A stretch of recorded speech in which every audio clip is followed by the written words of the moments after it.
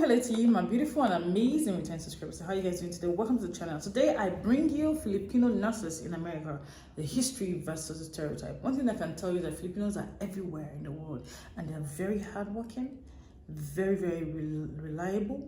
They are strong. They are people you can. They know their onion. They're dependable Filipino. So guys, let's dive into it right away. It's the same story that every Filipino family have. It's a story of sacrifice. My parents sent me to school for 5 years. A cultural dedication to the familial, a duty-led diaspora to the unfamiliar. You'll do whatever it takes, you know, leaving your childhood behind, leaving your mother country behind.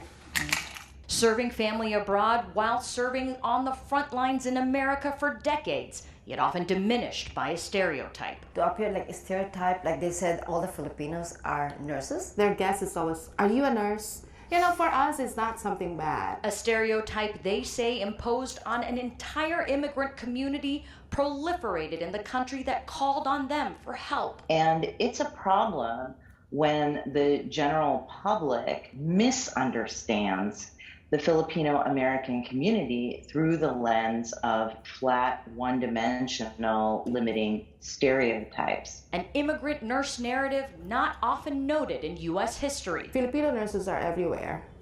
Either it's a nursing home, it's a home healthcare setting.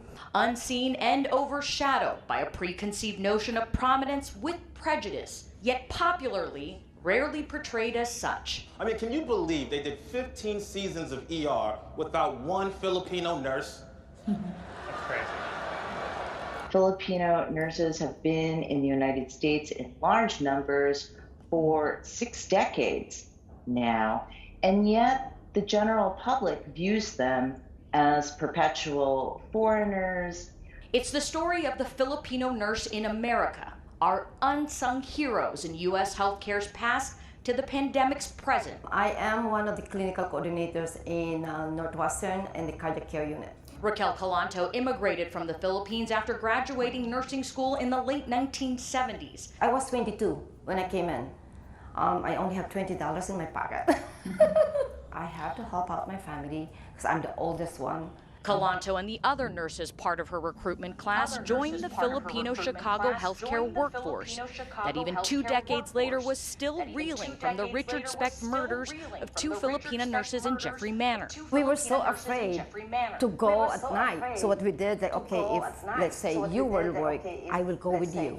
I'm unpaid, you are paid.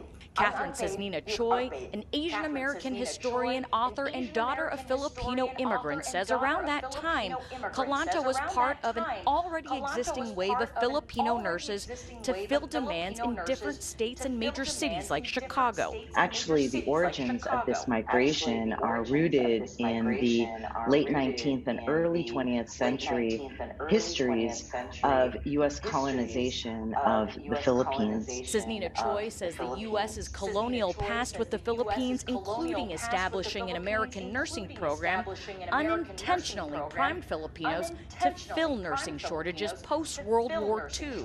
And the Filipinos answered the call. Maruja Torres immigrated to Chicago in the early 2000s. My aunt is a nurse. My cousins are nurses. My sister, who's also based in Chicago, is a nurse. My husband is a nurse. Her unsung hero origins and put into song share the same melody and lyrics as Calanto's story. Philippines is a third world country, and having that dream to give your loved ones to have a brighter future, and being a nurse, that's your major passport. Present-day new reports show 1 in 4 working Filipinx adults are frontline healthcare workers, despite the Filipinx community representing only 1% of the U.S. population. That representation did come with a cost this pandemic.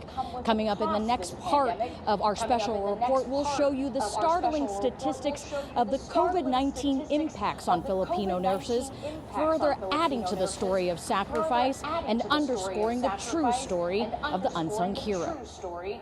Hey, if you like that video, be sure to subscribe to our ABC7 Chicago YouTube channel. I must say, Filipinos are everywhere. And I like them because they're very hardworking. They're very, very hardworking. They're very disciplined. They're reliable people.